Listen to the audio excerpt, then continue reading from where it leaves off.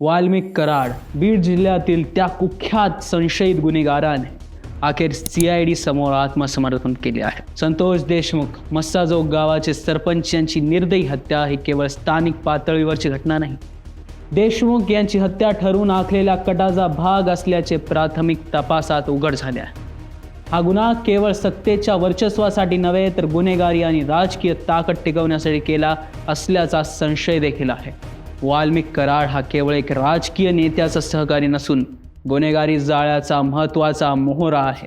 2 कोटीच्या हप्ता वसुलीच्या प्रकरणापासून ते स्थानिक गुन्हेगारी टोळ्यांमध्ये दबदबा टिकवण्यासाठी केलेल्या हत्याकांडापर्यंत कराड याचा गुन्हेगारी साम्राज्याचे अनेक पैलू उघडकीस होत आहेत. त्याने केलेल्या गुन्ह्यांमध्ये एक सुरक्षा आरक्षकावर हल्ला आणि हप्ते वसुलीच्या प्रकाराचाही समावेश आहे. CIDच्या तपासात वाल्मिक कराडच्या पत्नीसह अनेक गुन्हेगारी सहकाऱ्यांची चौकशी करण्यात आली आहे.